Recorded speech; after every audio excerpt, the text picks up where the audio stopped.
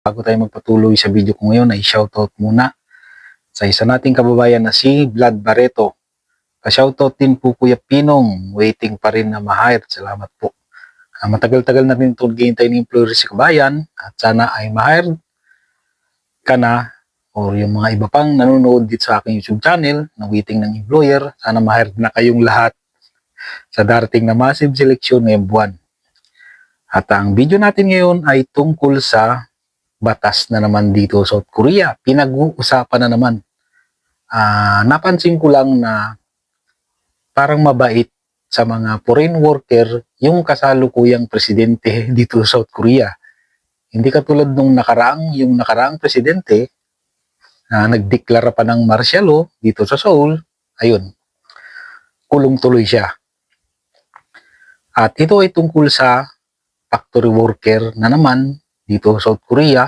Ang sinasabi dito mapapatunayan natin na pabor talaga sa mga foreign worker yung bagong presidente ngayon dito sa South Korea. At yung mga ibang batas, katulad sa yung tungkol sa residency dito sa South Korea, may nabalitaan din ako na pababain yung requirements tungkol sa residency. Balita pa lang yun, pinag-uusapan pa lang din. Tapos yung tungkol sa pagkatapos ng 4 years and 10 months, ay hindi na kailangan mag-exit at dire-diretso na hanggang 9 years and 8 months. Mukhang mabait talaga yung presidente ng South Korea dito kasi dapat lang naman talaga ay bigyan nila ng maalwan na serbisyo yung mga factory worker dito sa South Korea kasi malaki naman talaga ang naitutulong sa ekonomiya ng South Korea. Dahil nga yung mga ayaw na trabaho ng mga Koreano ay napupunta yan sa mga foreign worker dito sa South Korea. Kahit sabihin natin na pahihirapin nila ang EPS topic exam at skill test ay okay lang naman yun. Dahil maraming babaguhin na batas na pabor para sa mga EPS factory worker. At ito yung nabasa ko tungkol din ito sa factory worker, E9 visa. E9 visa lang mga kabayan. Tungkol ito sa pag-i-invite ng pamilya. Kasi kami mga kasalukuyang EPS factory worker dito sa South Korea ay hindi kami pwedeng mag-invite ng kamag-anak o pamilya. Ang pwede lang mag-invite sa nalalaman ko ay yung E7-4 visa na. Pwede silang mag-invite ng pamilya nila dito sa South Korea. At ito, basahin natin. Good news to mga kabayan. At ito ay pinag-uusapan pa lang. Pero malamang yung mga ganito, kalimitang natutuloy ito mga kabayan. Kung matutuloy ito, E9-1 to E9-3, na ang visa natin ay pwede na siguro tayong mag-invite sa ating pamilya. Ayun. Nagsimula nang gumawa ng hakbang ang gobyerno ng South Korea upang mapabuti ang E9 visa system na ginagamit para sa mga empleyado ng mga dayuhang non-professional o unskilled worker. Layunin nitong mabigyan ng mas maraming benepisyo ang mga manggagawang may mataas na kasanayan at may maayos na mapangasiwaan ang supply at demand ng labor market. Noong Miyerkules, iniulat ng KBS na pinag-uusapan ng Ministry of Employer and Labor kasama ang mga iba pang kaugnayan ng ahensya ang posibilidad na paglalagay ng bagong subcategories na tatawaging E-9-1, E-9-2 at E-9-3. Sa ilalim ng planong ito, ang mga manggagawang magpapahusay ng kanilang kakayahan tulad ng pagkuha ng mga job-related certificates ay maaaring mapromote sa mas mataas na antas at magkaroon ng dagdag na benepisyo.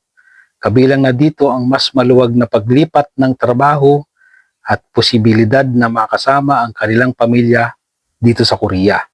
Sa pamamagitan ng Foreign Employment Permit System na ipinakilala noong 2004 pa, nag-umpisa ang EPS factory worker 2004. Maaaring kumuha ng mga dayuhang unskilled workers ang maliliit at katamtamang laki ng mga kumpanya kapag hindi sila makahanap na ng lokal na empleyado.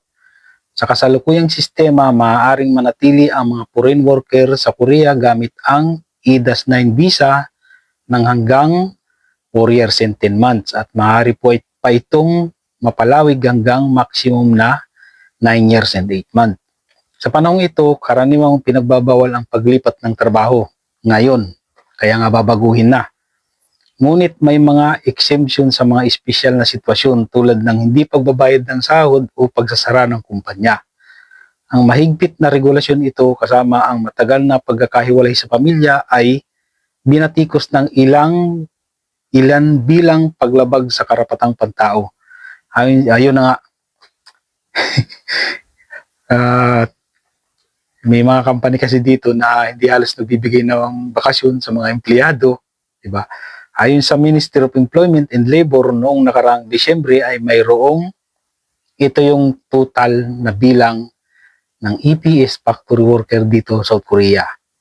E9 visa lang mga kabayan ha, hindi dito kasama yung E7-4 visa. Sa E9 lang to.